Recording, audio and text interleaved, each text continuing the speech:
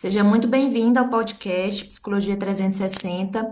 Esse é um espaço para a gente falar de assuntos que giram em torno da clínica. E hoje eu tenho um convidado muito especial, um tema super importante e relevante, que é a visão de um supervisor sobre o trabalho dos psicólogos e principalmente sobre a visão que ele acredita ser importante, que muitas vezes a gente não vê. Então, o tema de hoje é o que um supervisor gostaria que todo psicólogo soubesse.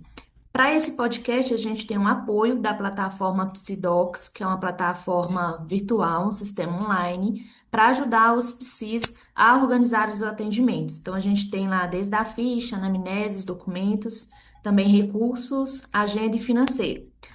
Para quem está assistindo aqui o podcast, o link está aqui na descrição. Vocês conseguem abrir a conta 7 dias grátis para testar a plataforma sem compromisso e sem cartão de crédito. Bom, para esse convidado de hoje, eu convidei o Ezequias Caetano, que eu vou ler aqui brevemente o currículo dele para vocês conhecerem, para quem ainda não conhece. Ele é especialista em psicologia clínica, terapia comportamental e em neurociências e comportamento. Faz parte do programa de formação de treinadores em terapia comportamental dialética. Possui treinamento intensivo em terapia comportamental dialética em Buenos Aires e DBT Brasil São Paulo, e em ativação comportamental. Possui treinamento em terapia cognitiva comportamental breve para prevenção ao suicídio e em fundamentos das terapias de exposição. Possui formação em prática baseada em evidências, com Léo Costa, São Paulo, em psicoterapia baseada em evidências e em terapias eficazes para a depressão. É sócio e diretor pedagógico na ELO, Núcleo de Psicologia e Ciências do Comportamento, onde realiza atendimento clínico e supervisão em psicoterapia baseada em evidências e em terapia comportamental dialética. Coordena a plataforma de educação continuada na Elo Mais, é fundador e diretor do portal Comporte-se, Psicologia e Análise do Comportamento. Já organizou 2 livros de terapia comportamental, além de ter escrito capítulos para outras obras da área. Seja bem-vindo, Ezequias. Obrigada por ter aceitado. Obrigado, Érica. Olá, pessoal. É um prazer enorme estar com vocês. Espero conseguir contribuir com a prática de vocês. Ah, com certeza vai ser um episódio bastante rico. Eu quero começar te perguntando, Ezequias, com a sua vasta experiência, né, o período que você já dá supervisão, o que que mais te surpreende nas dúvidas que chegam até você nas supervisões? Eu não sei se é o que me surpreende, mas o que chama a atenção é que a grande maioria das pessoas buscam supervisão pensando em aprender estratégias específicas para tratar problemas específicos, que são importantes, claro, mas me parece que é necessário treinar essas pessoas para que elas aprendam a olhar para outras coisas que são até anteriores às estratégias específicas, como a relação terapêutica, a aliança terapêutica que a gente tem com o paciente, que é composta aqui por 3 coisas, né? O vínculo, propriamente dito, um vínculo genuíno, o acordo sobre objetivos da psicoterapia, paciente e terapeuta concordarem sobre o que eles estão fazendo ali, o que eles esperam alcançar, o acordo sobre tarefas terapêuticas, que são paciente e terapeuta concordarem sobre como isso vai funcionar, e também uma segunda coisa, as expectativas que o paciente tem sobre o tratamento, sobre o comportamento do terapeuta, sobre o próprio comportamento no tratamento, porque às vezes muitas intervenções até que poderiam ser eficazes para um problema específico acabam não funcionando porque existem falhas em algum desses elementos que eu falei antes. Então, talvez você está ali tentando fazer uma ativação comportamental, por exemplo, com o paciente, e ele não está aderindo, ele não está fazendo as tarefas de ativação. Quando a gente vai olhar, não foi construído um acordo explícito de que essas tarefas são importantes. O paciente não entendeu, não foi apresentado claramente para o paciente de que forma essas tarefas vão contribuir para a melhora dele. Então a gente não tem aqui o acordo sobre tarefas terapêuticas e não tem o manejo de expectativas, a construção de expectativas efetivas. Então o paciente não adere, né? E é natural que não tenha adesão nesse caso. Então a gente olha um pouco antes das intervenções específicas, porque aprender a olhar para isso envolve o terapeuta aprender a olhar para si mesmo também, para como ele se coloca dentro da relação terapêutica, para como ele se posiciona na relação com o paciente. Entendi. Então você acha que sim, que os profissionais estão chegando querendo muito mais as técnicas do que antes olhar para essas questões. Exato. Tem alguma uma sugestão que você possa dar do que eles poderiam fazer para trabalhar isso? Acho que dá para começar estudando, né, sobre relação terapêutica, é bem importante começar estudando. A gente tem muitas publicações sobre isso, eu posso passar para você depois, para você deixar na descrição do episódio. E acredito que supervisão pode ajudar muito também, porque é importante ter um observador externo, uma pessoa que acompanha o trabalho do psicólogo para ajudar esse psicólogo a desenvolver a autoconsciência, né? Ajudar o psicólogo a perceber ali como que as convicções pessoais dele interferem na relação terapêutica, como que o estilo interpessoal dele interfere na relação terapêutica. Então, um terapeuta mais calado, como é que isso interfere? Um terapeuta que fala mais, como é que isso interfere? Um terapeuta que é mais diretivo, como é que isso interfere? E assim por diante. É muito difícil desenvolver essa autoconsciência sozinho. Então, aqui eu acho que entra a supervisão. Entendi, perfeito. Entrando aqui no bloco que eu separei para a gente fazer esse bate-papo, que são as inseguranças, que você deve se deparar com muita frequência também nas Uhum. supervisões. Qual que é aquela insegurança mais comum que você vê entre os profissionais? Dá para resumir em não ser bom o suficiente. Muitos profissionais não se consideram bons o suficiente para ajudar seus pacientes. Agora, dessa insegurança, desse rótulo mais geral, dá para derivar muita coisa, né? Que Uhum. são situações em que a pessoa se questiona, por exemplo, o que eu deixei de fazer e deveria ter feito na sessão? Será que essa intervenção que eu fiz foi certa? Será que essa intervenção foi errada? Será que o paciente está gostando ou não está gostando da psicoterapia? E é interessante que dá para a gente monitorar todas essas coisas. Existem instrumentos em psicoterapia que você pode utilizar no final da sessão em que o paciente te dá um feedback a respeito da sessão. O paciente tem um especial que eu gosto muito, que o paciente dá um feedback sobre o quanto ele se sentiu ouvido e acolhido na sessão, se as intervenções, se a maneira como o terapeuta conduziu fazem sentido para ele, se na sessão foram abordados os tópicos que eram importantes para ele, para o paciente, e por fim, um feedback geral de o quanto o paciente avalia que a sessão foi útil para ele. Além desse monitoramento que monitora o que a gente chama de fatores comuns em psicoterapia, é importante monitorar o progresso do paciente também. Então existem vários tipos de instrumentos que podem ser utilizados. Tem o OK 45.2, que é o mais famoso deles, pelo menos no Brasil atualmente, mas existem outros também, como a GAS, Go Assignment Scale, que é um instrumento que você constrói junto com o paciente dentro da sessão e onde você vai medindo o quanto o paciente está melhorando em relação aos objetivos dele. E assim por diante, tá? Tem terapeutas que às vezes utilizam escalas específicas, então se você está tratando um paciente que tem transtorno depressivo maior, utiliza uma escala para depressão. Se você está tratando um paciente que tem ansiedade generalizada, usar uma escala de ansiedade. Se você está tratando um paciente que tem problemas de relacionamento, problemas conjugais, dá para utilizar escalas focadas em relacionamento conjugal. Eu uso pouco escalas focadas em diagnósticos. Normalmente eu monitoro mais com escalas focadas no funcionamento do paciente, de maneira mais transdiagnóstica. Eu acho elas Uhum. mais informativas na prática. Aí você sugere aplicar no final da sessão. Essa do final da sessão é melhor a gente utilizar a escala de monitoramento de fatores comuns, que monitora a relação terapêutica e expectativas do paciente. Essas de monitoramento de progresso é interessante aplicar no início da sessão, antes de começar a sessão, para que você saiba como o paciente foi ao longo da semana, sem influência das suas intervenções nessa semana. Então, como que Entendi. ele ficou depois da última sessão? Quanto ele avançou, quanto ele melhorou depois da última sessão?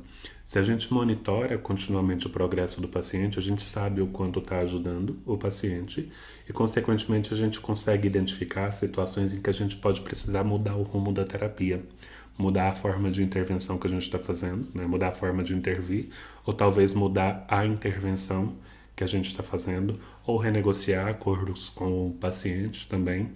Esse monitoramento ele ajuda a gente a não ficar às cegas, porque na prática a capacidade individual do terapeuta de avaliar o quanto a psicoterapia está ajudando é muito limitada.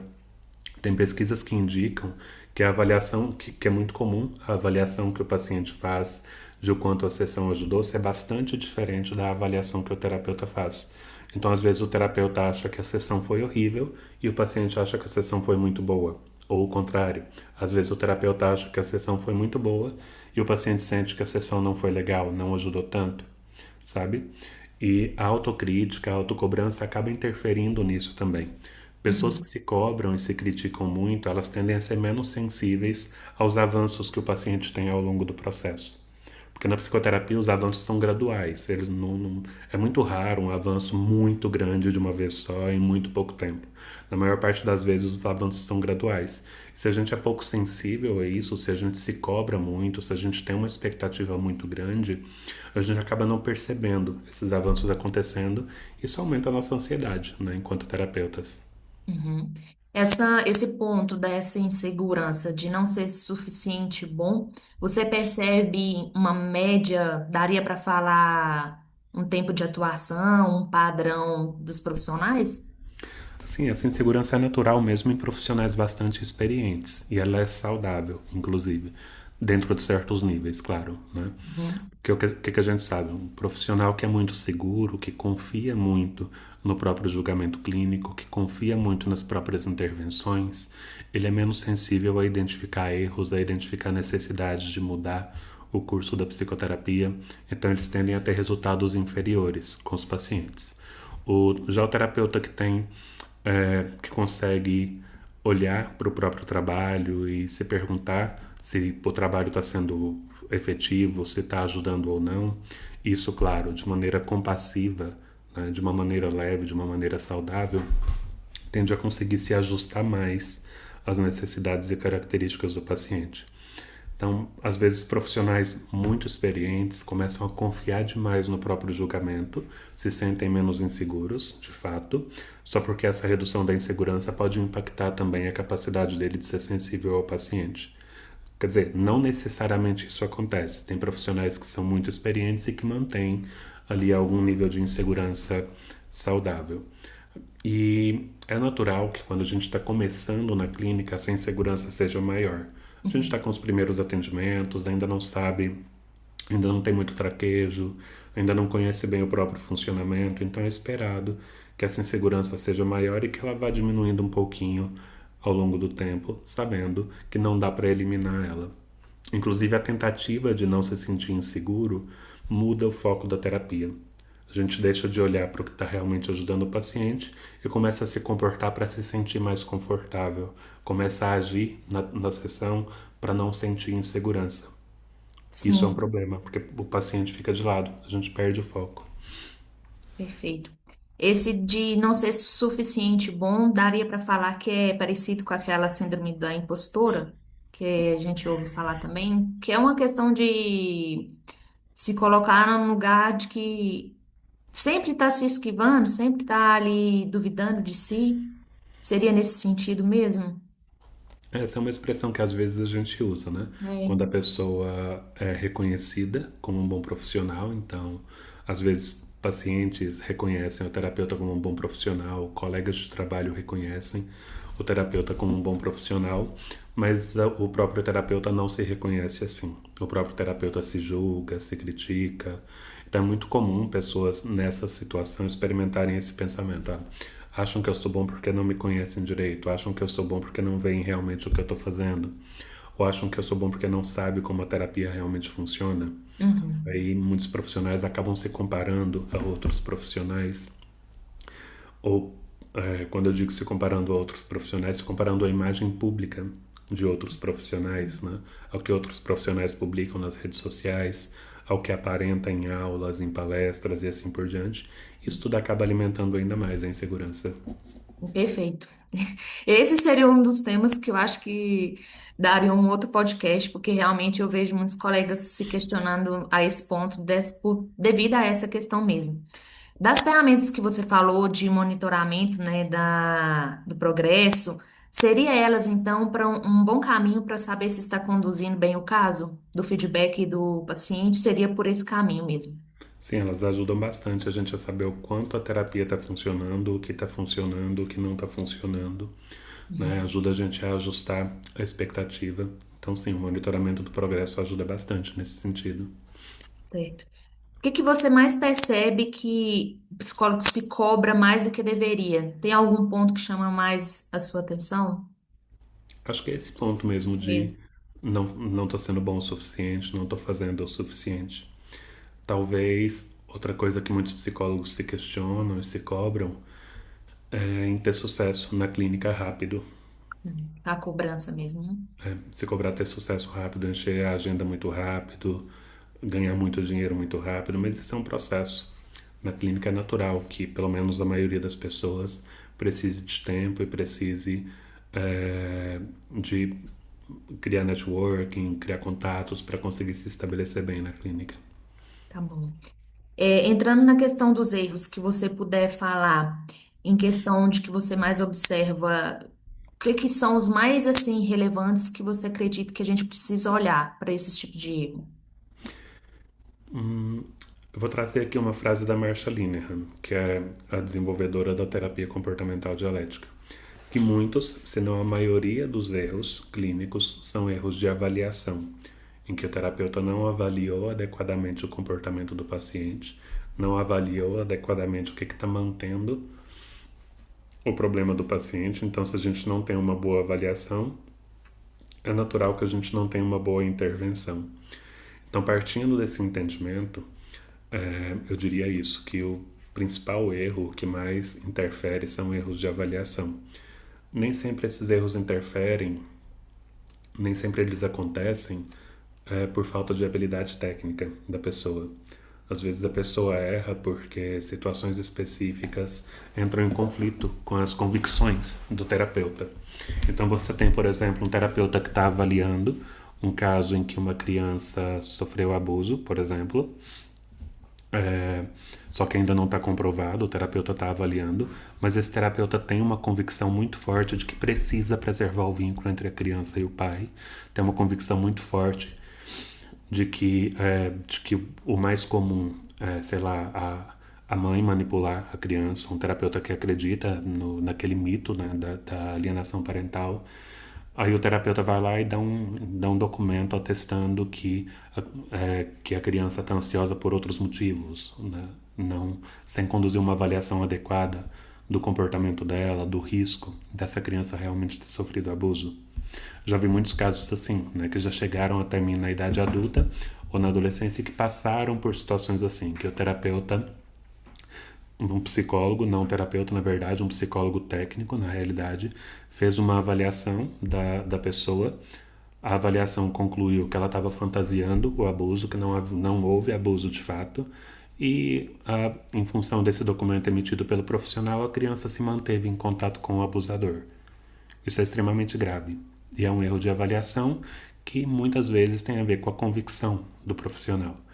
Então, às vezes, o profissional já chega formulando perguntas que induzem uma resposta, por exemplo, ou que pressionam a criança em uma direção específica. Então, ao invés de perguntar como você se sente em relação ao seu pai, pergunta por que você não gosta do seu pai.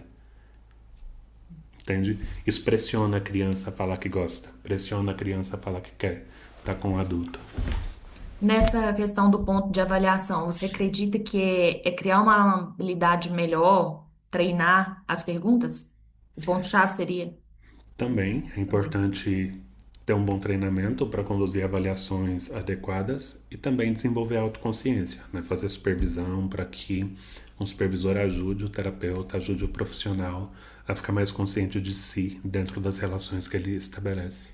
E nesse ponto também você percebe tanto naquele profissional iniciante quanto no experiente, que é a questão da avaliação. Ou tem Tanto no uma. iniciante quanto no experiente. Com alguns profissionais mais experientes, eles que acabam aprendendo a confiar muito no próprio julgamento, eles podem acabar deixando de avaliar adequadamente. Então tem uma interpretação, entende o comportamento do paciente de uma forma X, e ao invés de conduzir uma avaliação mais cuidadosa, mais detalhada, já assume aquilo ali como verdadeiro. Então o terapeuta às vezes entende que o paciente não está falando alguma coisa por esquiva experiencial, por exemplo, né, porque ele não quer entrar em contato com o sofrimento ou com o desconforto de falar aquilo ali, quando na realidade o paciente não está falando porque ele tem uma crença problemática, ou porque ele não tem habilidade para falar, ou porque a outra pessoa com quem o paciente convive reage mal, né, e pune o comportamento desse paciente de falar. Terapeutas menos experientes às vezes são mais cuidadosos com fazer a avaliação, se perguntam mais, observam mais o que está acontecendo antes de confiarem nas conclusões. Os instrumentos, você acha que seria interessante, então, melhorar essa parte de investimento com instrumentos? Essa avaliação vai além de instrumentos, né? Instrumentos eles são úteis, eles contribuem, mas quando eu falo de avaliação, estou falando de uma avaliação clínica mais ampla. No Uhum. caso da terapia comportamental dialética, por exemplo, e da psicoterapia baseada em evidências, essa avaliação pode ser feita através de análises em cadeia, né, de várias ocorrências do problema do paciente e olhando para a história de vida do paciente para entender como que a transação entre o paciente e o mundo, a transação entre o paciente e o ambiente levaram ao desenvolvimento dos problemas do paciente. Em DBT, né, na terapia comportamental dialética, a principal ferramenta de avaliação é a análise em cadeia. E a partir dela a gente chega na formulação de caso. Aqui, Uhum. a partir da análise em cadeia mais a análise de soluções, a gente chega na formulação de caso, que ajuda a gente a organizar as informações, construir hipóteses baseadas na avaliação e ir testando essas hipóteses ao longo do tempo. Certo. Com o seu olhar de supervisor, o que que você acredita que costuma mais dificultar a evolução dos pacientes?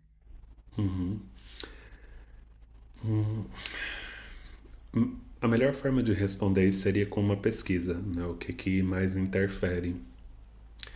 Mas eu não conheço nenhuma pesquisa que cite isso. Se fosse para eu chutar, eu diria que é exatamente isso, a dificuldade de avaliação do clínico. A dificuldade de avaliar e entender o funcionamento real, de individualizar o entendimento do paciente, entender o que mantém o comportamento do paciente, o que mantém o problema do paciente e intervir a partir desse entendimento individualizado, ao invés de intervir a partir de uma preconcepção, ao invés de intervir a partir de um entendimento prévio que não tenha sido individualizado.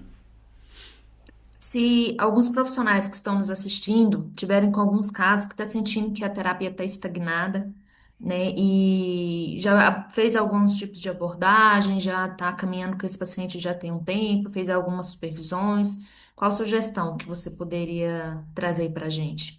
Acho que a primeira coisa que a gente pode se perguntar quando um caso não está andando é o que eu estou deixando de fora. Que informações, que coisas eu estou deixando de levar em consideração. E investigar mais. A forma de investigar vai depender muito da abordagem do psicólogo. Se é um terapeuta comportamental, essa forma de investigar vai ser através da análise funcional. Se é um terapeuta comportamental dialético, pode ser através da análise em cadeia, que é uma forma de análise funcional. A mesma coisa um terapeuta que trabalha com psicoterapia baseada em evidências. Se é um terapeuta que trabalha com psicoterapia baseada em processos, vai ser o metamodelo evolucionário estendido. Então, a forma de avaliar depende muito de como esse profissional trabalha. Mas é isso, avaliar mais, se questionar o que está ficando de fora. Você depara muito que o profissional tem profissional chegando até você com essa dificuldade da quantidade de abordagens apresentadas hoje e a dificuldade dele em escolher para direcionar o caso? A maioria das pessoas que me procuram para supervisão já tem mais ou menos definido ali que querem trabalhar com psicoterapia baseada em evidências ou com alguma terapia contextual, né, em especial a terapia comportamental dialética. Então, não me parece algo tão comum. O Entendi. que eu vejo que muitos profissionais se questionam é quais são as intervenções adequadas para cada situação. Então, nesse caso, eu devo fazer exposição, devo fazer modificação cognitiva, devo desenvolver habilidades, devo fazer manejo de contingências, devo intervir na motivação do paciente, qual intervenção eu faço? Agora, Certo. pensando aqui não em abordagens, mas em estratégias de intervenção que às vezes são até compartilhadas por abordagens. Ok. Nos casos difíceis, né? Como que o profissional pode lidar com aquele caso que mobiliza ele mais emocionalmente? Se questionar, se observar para tentar entender qual a dimensão. Acho que é importante tentar entender qual é a dimensão desse mobilizar. É muito profundo, é muito pessoal, é aquele caso que está te fazendo perder o sono, é aquele caso que está te fazendo se julgar, se cobrar muito, é aquele caso que está te desregulando emocionalmente. Então, se é algo mais intenso, algo mais marcado, seria interessante buscar psicoterapia. Pra, até para entender por que, que o caso interfere dessa forma. Se é algo mais pontual, a supervisão pode ser útil. Né? A supervisão já vai ajudar o terapeuta a entender por que, que ele se sente tão ansioso diante de um paciente, por que, que ele às vezes sente mais cansaço diante de outro paciente. Então acho que isso. E nesse caso, você poderia dar alguma dica para colegas que estão às vezes nesse momento agora de buscar um supervisor, ou que às vezes está nesse impasse de sim ou não de uma supervisão? Tem alguma dica, uma sugestão que você possa colocar? Que critérios utilizar para buscar um supervisor? Com- Um critério que eu gosto de destacar é observar se esse supervisor se limita a dar instruções sobre o que fazer. Faz a intervenção X, faz a intervenção Y, avalia da forma X, avalia da forma Y. Isso é muito limitado. Só que muitos supervisores se limitam a isso. Eu acho que é bem importante o supervisor ir além disso, porque antes de ser terapeuta, todo psicólogo é uma pessoa. Então é importante que o supervisor consiga olhar para a pessoa do psicólogo que está ali fazendo atendimento, que está ali buscando supervisão. Como essa pessoa se sente, como ela quais são os estilos de pensamento dessa pessoa, né? Como que o funcionamento individual dessa pessoa interfere nos casos que ela atende, na condução do processo terapêutico, como que essa pessoa se sente com os pacientes. Então, às vezes, muitos terapeutas, quando buscam supervisão, trazem uma queixa de que não sabem o que fazer. Por exemplo, Uhum. eu não sei que intervenção eu faço. Só que quando a gente vai tentar entender melhor, o que esse terapeuta está pensando em fazer ou já está fazendo está excelente. A questão é que ele está se cobrando, está se criticando, está se julgando. Só que um supervisor que se limita a dar instruções, ao invés de avaliar isso, ele simplesmente vai começar a passar regra pro terapeuta. Faz isso, faz aquilo, faz aquela outra coisa. Um supervisor que consegue avaliar a situação vai entender o que, que realmente está acontecendo. Será que é um déficit de habilidade clínica? Será que é uma emoção com que esse terapeuta precisa de ajuda?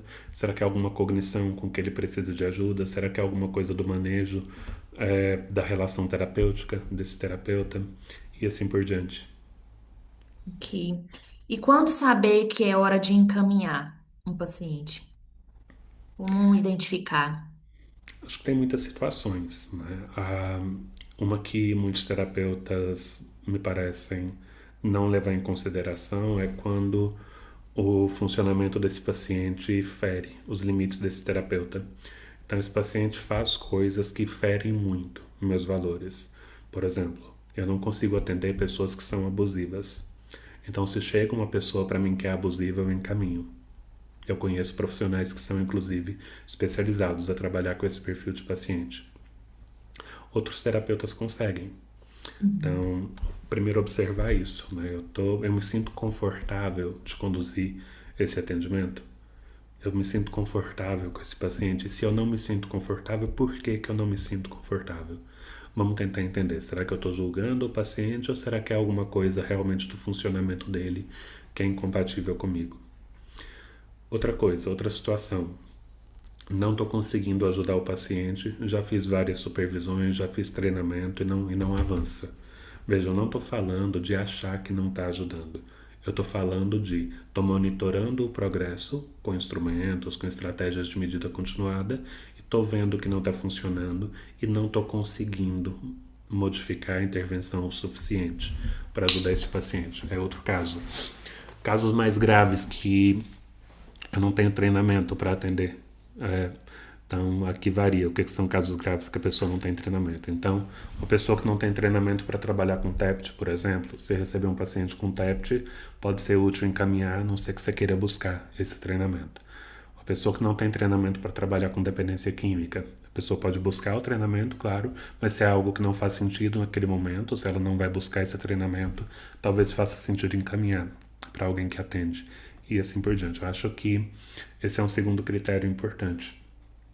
Um terceiro critério que eu acho que o terapeuta pode observar é em relação a limites financeiros. Tem terapeutas que flexibilizam demais o valor que eles cobram para ajustar, para atender a demanda de um paciente. Claro que negociar é importante, é bom a gente ter alguma flexibilidade, só que dentro de certos limites. O quanto eu estou disposto a flexibilizar do valor que eu cobro? Se o que o paciente pode pagar está abaixo do que eu posso flexibilizar, é melhor encaminhar para outra pessoa. Ou eu tenho uma vaga social, muitos terapeutas têm vagas sociais, né? Que são atendimentos a baixo custo, às vezes até gratuito. Se eu tenho Uhum. vaga social, ok. Se as vagas sociais estão preenchidas, o que eu preciso negociar aqui está além do meu limite, então é melhor encaminhar para outra pessoa. Certo. Tem alguns pontos também que você percebe que o profissional está deixando se levar pela questão pessoal, ou às vezes pelo também já um excesso ali de trabalho, estresse, burnout, alguma coisa assim que indica que esse profissional precisa de um tempo, uma pausa, férias, alguma coisa assim? Eu não entendi a pergunta. Como? Tem algum ponto que você percebe, né, que profissionais às vezes estejam já sobrecarregados, estressados, cansados, e que mesmo assim estão ali na atividade, porém isso já está atrapalhando os atendimentos? Sim, penso que quando o profissional está começando a sentir uma queda na motivação para continuar atendendo, ou se irritando mais com os pacientes, ou se julgando mais, ou menos não conseguindo ter tanta empatia com os pacientes, é importante se perguntar se não está entrando em burnout. Está sentindo muito cansaço, não está adiantando descansar.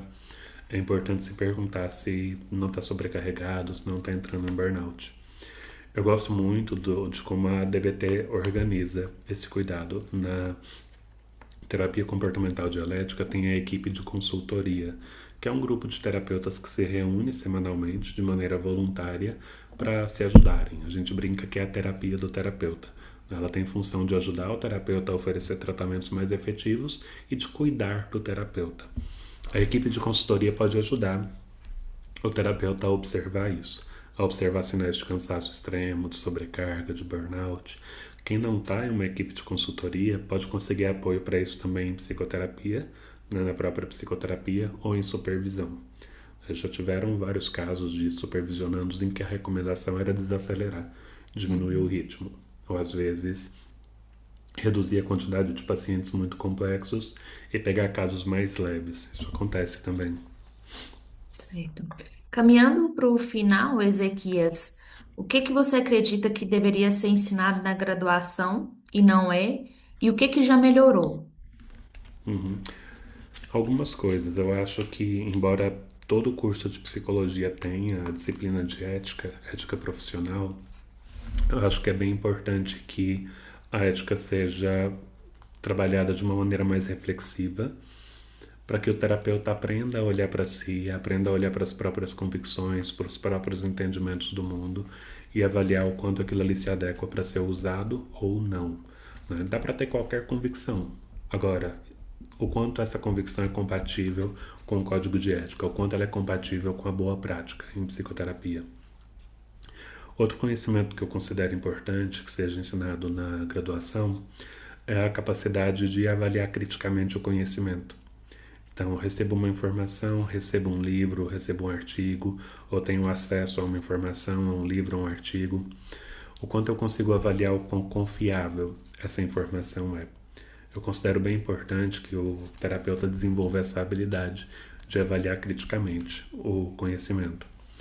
Penso que é importante ter um bom treinamento em relação terapêutica também, habilidades para construção de vínculo, construção de acordos, manejo de expectativas, e outras coisas acho que já são ensinadas. Assim, eu vejo que existe uma, pelo menos até onde eu tenho acesso, parece que já existe um cuidado maior com ensinar as pessoas a avaliarem criticamente o conhecimento. Eu tenho visto isso acontecer mais. Existe um cuidado maior em relação a ensinar as pessoas a avaliarem o quanto as intervenções realmente são indicadas para situações específicas. E penso que isso. E qual o aprendizado que você acha que é mais importante e que vem somente com a prática? Mesmo com todo conhecimento, com livros, cursos, isso só vem com a prática. Talvez a aceitação de que algumas coisas não vão funcionar da forma como a gente gostaria. O progresso não vai ser no ritmo que a gente gostaria, alguns casos vão ser mais difíceis do que a gente gostaria que fossem. Vão ter situações que a gente não vai conseguir ajudar o paciente como a gente gostaria. Então, acho que isso é uma coisa que a gente desenvolve se calejando ao longo do tempo. Outras coisas, muitas outras coisas, dá pra gente desenvolver com estudo, com treinamento. Claro, dá para desenvolver isso em psicoterapia também. Não, a Uhum, pessoa, vamos brincar, terapeutizada, ela tem mais facilidade de ter essa aceitação. Só porque a prática, a experiência ajuda muito com isso. entendi. E o que que diferencia um psicólogo que cresce profissionalmente e aquele que estagna ou então desanima, desiste no meio do caminho? É bastante coisa. Não tem. Penso que não é uma coisa só.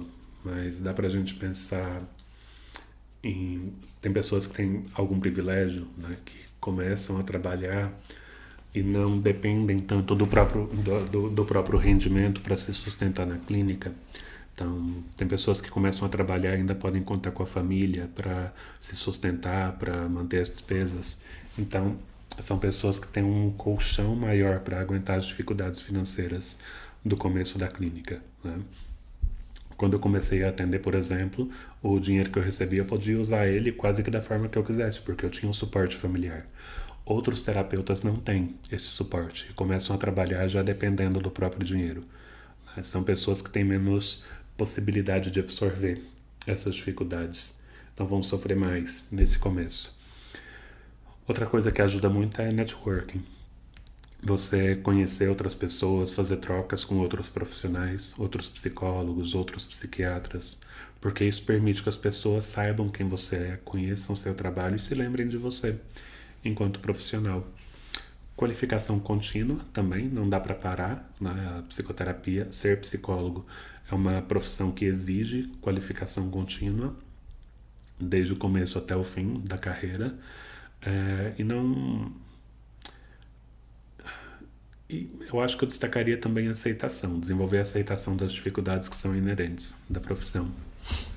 Certo.